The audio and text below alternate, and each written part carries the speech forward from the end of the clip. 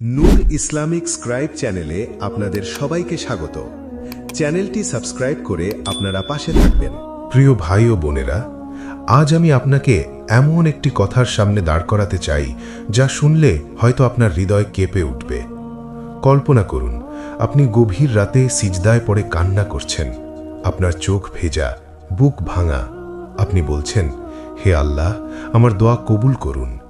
কিন্তু যদি এমন হয় আপনার সেই দোয়া আসমানে উঠছেই না, যদি এমন হয় আপনার একটি গোপন কাজ, একটি লুকানো গুনাহ 40 দিনের জন্য আপনার ইবাদতের দরজা ভারী করে দিয়েছে, রাসূলুল্লাহ সাল্লাল্লাহু আলাইহি ওয়াসাল্লাম আমাদের এমন একটি সতর্ক বার্তা দিয়েছেন, যে ব্যক্তি মদ পান করে তার 40 দিন পর্যন্ত নামাজ কবুল হয় না। ভাবুন, নামাজ যদি এই অবস্থায় থাকে তাহলে দোয়ার কি অবস্থা হতে পারে? আমরা কি প্রস্তুত এই ঝুঁকি নেওয়ার জন্য? এই হাদিসটি বর্ণিত হয়েছে সহিহ মুসলিমে, যেখানে রাসূল সাল্লাল্লাহু আলাইহি ওয়াসাল্লাম স্পষ্টভাবে বলেছেন, মদ পানকারী ব্যক্তির 40 দিন নামাজ কবুল হয় না। এর অর্থ এই নয় যে সে নামাজ পড়বে না, বরং তাকে নামাজ পড়তেই হবে, কিন্তু সেই নামাজের পূর্ণ সওয়াব ও কবুলিয়াত থেকে সে বঞ্চিত থাকবে। আলেমরা বলেন, এটি আল্লাহর কঠিন সতর্কবার্তা, যাতে বান্দা গুনাহকে হালকা মনে না করে। কারণ আমরা অনেক সময় ভাবি একটু করলে কি হবে, কিন্তু আল্লাহর কাছে কোনো গুনাহই ছোট নয়। মদ বা নেশা, আরবিতে যাতে খামার বলা হয়, এটি শুধু একটি পানীয় নয়, এটি বুদ্ধিকে আচ্ছন্ন করে দেয়, লজ্জা কেড়ে নেয়, তাকওয়া নষ্ট করে। আল কুরআনে আল্লাহ তাআলা স্পষ্টভাবে বলেছেন, হে ঈমানদারগণ, নিশ্চয়ই মদ, জুয়া ও এসব অপবিত্র শয়তানের কাজ, সুতরাং তোমরা তা থেকে দূরে থাকো, যাতে তোমরা সফল হতে পারো। আল্লাহ যখন বলেন দূরে থাকো, তিনি শুধু পান করা নিষেধ করেননি, বরং এর কাছাকাছি যাওয়া থেকেও বিরত থাকতে বলেছেন। প্রিয় মুসলিম ভাই ও বোনেরা, একজন মানুষ যখন নেশাগ্রস্ত হয়, সে নিজের নিয়ন্ত্রণ হারিয়ে ফেলে। সে এমন কথা বলে, এমন কাজ করে যা তার ঈমানের সাথে মানায় না। অনেক অপরাধ, অনেক পরিবার ভাঙার গল্প, অনেক অনুশোচনার শুরু হয় এই একটি হারাম কাজ থেকে। শয়তান মানুষকে প্রথমে আনন্দ দেখায়, পরে ধ্বংসের দিকে ঠেলে দেয়। আজ সামান্য মজা, কাল অভ্যাস, পরশু আসক্তি, তারপর ইবাদত থেকে দূরত্ব।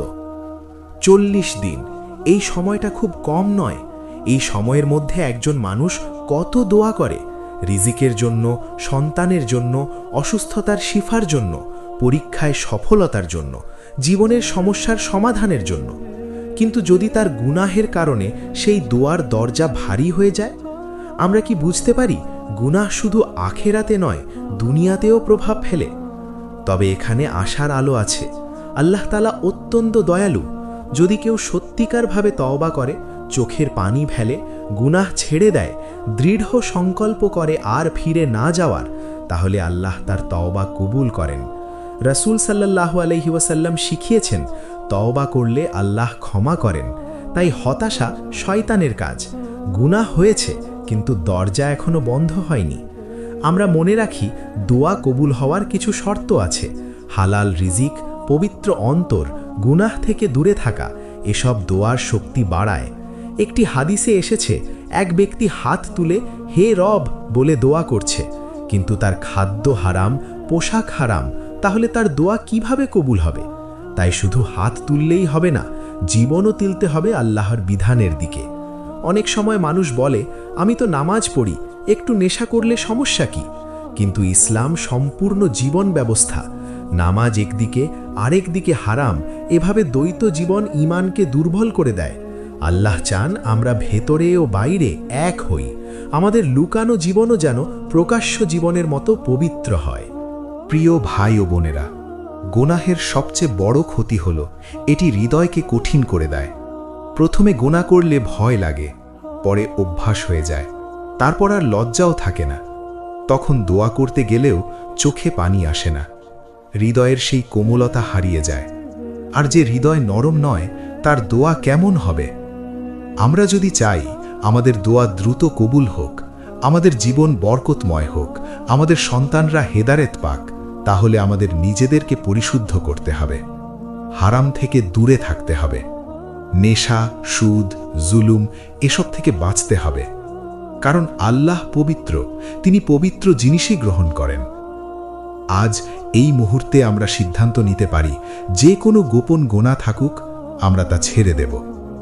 যদি কেউ নেশার সাথে জড়িয়ে থাকেন আজই তওবা করুন, আল্লাহর কাছে কান্না করুন, বলুন, হে আল্লাহ, আমি দুর্বল কিন্তু আপনি শক্তিশালী, আমাকে বাঁচান। আল্লাহ এমন দোয়া ফিরিয়ে দেন না।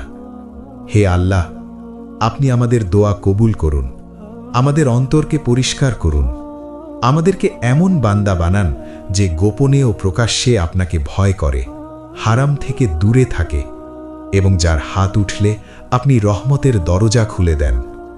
আমিন।